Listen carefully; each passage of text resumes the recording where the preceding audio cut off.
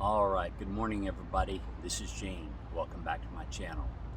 Well, today I want to tell you the story of exactly what happened on a recent camping trip with this KO2 275 tire on my camper van. So, I want to tell you the details and then tell you the actions I took to get back on the road fast. Alright, let me flip this around and we'll jump right into it. Here we go. Alright you guys, so on the third day of this 2-week camping trip last month, I was just outside of White Sands National Park in New Mexico. And it was on the third day of my trip. I had spent 2 nights in Tucson, and it was a Sunday. And I was cruising along, doing about 70 miles an hour, and I had just left White Sands National Park. I was on the highway headed north to a state park in New Mexico called Valley of Fires. And as I'm cruising along, it's midday, it's hot out, it's of course cool here in the cab, and everything was just running fine. And all of a sudden I heard a loud pop, and I looked down, and one of my tire pressure sensor, I had an alert pop up here on my dash, and I heard a rattle. Right when it popped, I heard a rattle under the vehicle. So I was able, fortunately, to pull over and get safety off the side of the highway. Once I got to safety, I got out, and of course this was the closest tire to me. So, well, first thing I did was look under the vehicle, and I didn't see any debris, and I hadn't seen any that, as I was driving, I didn't notice anything, that I hit anything. So I came over here to the front tire, and immediately I could hear the air coming out of the tire. And I was lucky. It wasn't here at the top, but it was kind of back here. So I hopped back in the cab and rolled it to the top where I could see it better. And sure enough, when you hear high pressure air coming out of a tire, it's pretty easy to hone right in on it. I looked at it, there was no nail or screw or debris in the tire. So my stress level went from about 0 to 10 in about 3 seconds when this happened. And my first concern was safety, my surroundings, and where I was at. My second concern was I didn't want this tire to totally deflate. So here's what I did. I got back in it again. It was really hot. It was in the mid 90s, first half of May last month in southwest New Mexico. I had keep this wide brim hiking hat behind my driver's seat in this Carhartt seat organizer. So I got in there and got that, and I quickly came around here to the back of my camper van, and it was set up a little differently. I have it, I had it in travel mode at the time during the trip, and I keep a bin here with my recovery gear. Actually, this bag is inside a bin strapped in right here. I unstrapped it, grabbed my tire repair kit. I also, when all this, had happened, I also went around real quick and checked my other tires, and leaned down next to each one and listened and looked at them real quick to see if I had any other flats. And I didn't hear anything. So I had never used one of these kits before, and I just got it out and just kind of learned as I went. So let me get this open the right way here. Yeah, here we go. And by the way, I showed this just a few days ago on a recent video on my Toyota 4Runner, and that video, I believe it's titled 3 Tire Safety Essential Items to Always Take With You, something like that. But this is what this is what gave me the idea for that video, because I've had this for a number of years and I've never had to use it until this incident happened. And I had taken it out of the Forerunner kit, and I put it, of course, in my Sprinter travel kit. So I just got this tool out right here. It's got a large eyelet there, and I got one of these tire plugs. I like to call them sticky sticks. They've got adhesive on them. And I threaded one of the plugs here into the plug tool, and then I paused for a minute, and before I did that, I took this other tool and I put it down in through the hole, and the hole was about right here on the tire. This is a new tire, I've replaced it. And I put this in the hole and just kind of cleared it out a little bit and made sure there was nothing in there. Then I took this tool with the plug, and I put it into the hole all the way down as far as I could go. And I turned it, and then I pulled it back out and released it. And I had room here, to work with the tool and do that. So, shut this lid. Once I had the plug inserted into the tire, I always carry a bottle of hand soap. I believe this is an old bottle of Dr. Bonner's that I had mixed up, and I keep this with me whenever I go camping. And it's environmentally friendly soap, and I mainly just use it to wash my hands. But I had it with me, so I shook it up and I sprayed it on the tire, okay? And I just sprayed it on the plug, just like that. Never took the tire off or anything, just, repaired it right on the vehicle. And there were no bubbles. And so I suppose if you don't have soap, you could use something else. If you had to, you could use a soft drink, or even, just whatever you can come up with. So there were no bubbles. And of course, the tire had lost some air. By the time I first heard the pop, got pulled over, identified it, and plugged it, it had been probably, I'm guessing, 8 minutes, 7 minutes. So the tire was low, but it wasn't flat.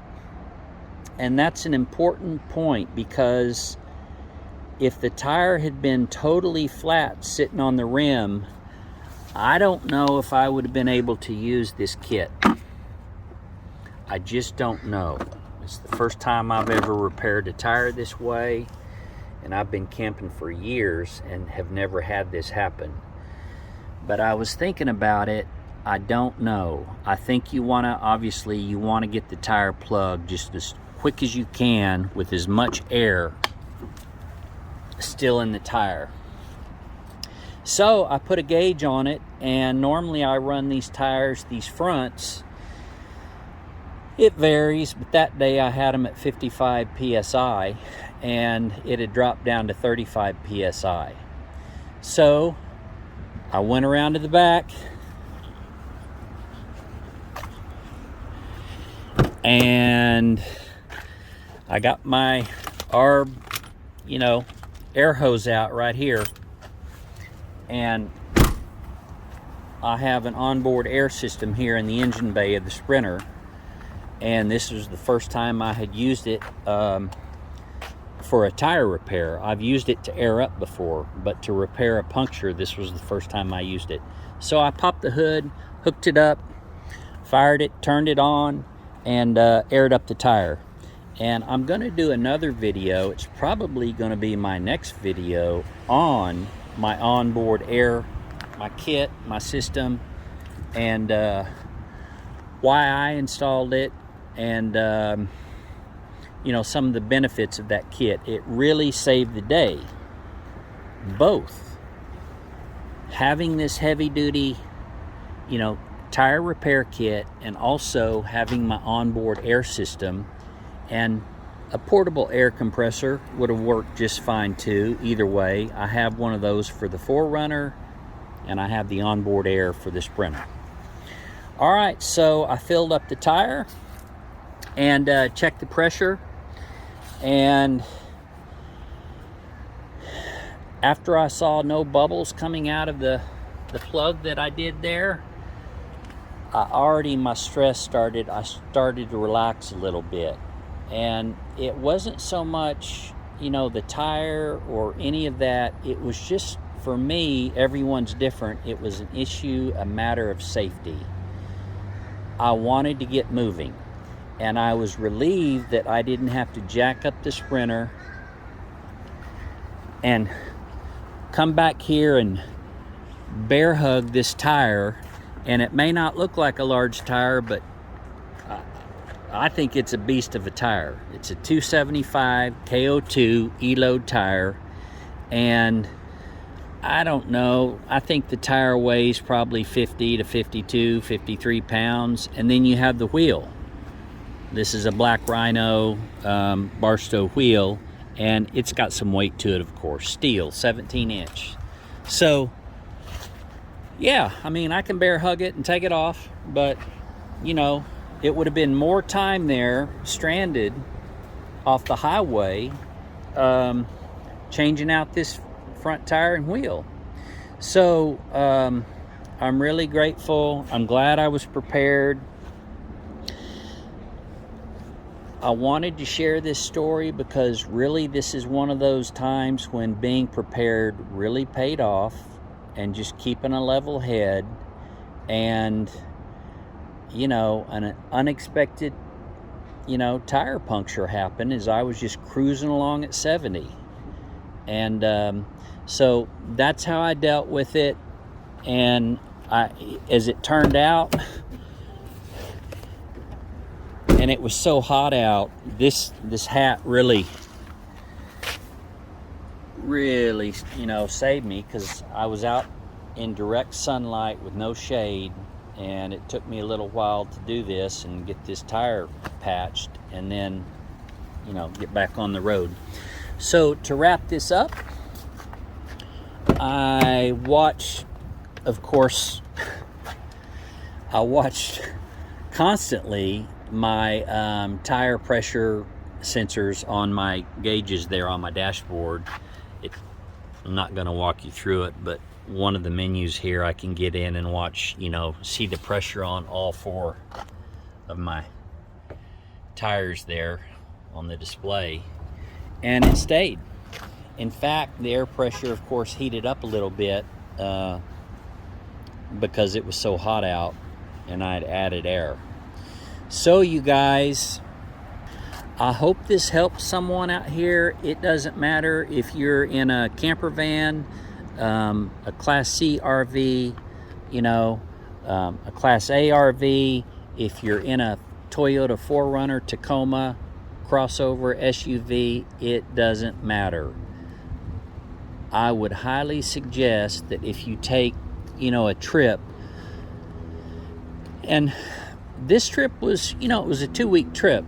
You know, I put on a lot of miles. This wasn't a little 30-minute trip, you know, outside the city or something, or an hour trip out to wherever. So I was prepared, and I always am, and it finally paid off this time. So this is a Tooluxe 5000, I believe 2L. I'll link it below the video, and it's a little kit. I think it's $18 to $20 on Amazon, and it's got a lot of tire plugs in it. I think I'm going to get me another one, so I have one both in the 4Runner, and I can keep one in the Sprinter. But yeah, you guys, that's the story. I also may do another video on the KO2 tires. I ended up replacing, buying 2 new tires in Santa Fe. Once I repaired this tire outside of White Sands, I was able to get up to a new campsite at Valley of Fire State Park. And then I stayed there for 2 nights, and then I ended up driving on up to Santa Fe, New Mexico, where there was an America's Tire, and I bought 2 new KO2s. And I just wasn't comfortable keeping the plug tire, going on the rest of my trip. So I bought 2 new KO2s, and I put them here on the back. And I put the 2 on the back on the front. And I just got rid of I had to get rid of the 2 front tires. So I didn't have to, but I chose to. So those are almost brand new. The front ones have about 10,000 miles on them. That's the story, you guys. Try to stay as safe as you can out there on your journeys, on your travels, on your camping trips, and be prepared. Those 3 items: the soap, the Tooluxe tire repair kit, and the hiking hat, along with, onboard air. A portable compressor would have been fine. Those few things, I was able to get back on the road, get mobile again, and continue on my journey. All right, you guys, there you have it for today. Thank you for watching. I hope this video helps some of you out there, and I appreciate you following along. All right, have a good weekend. Take care.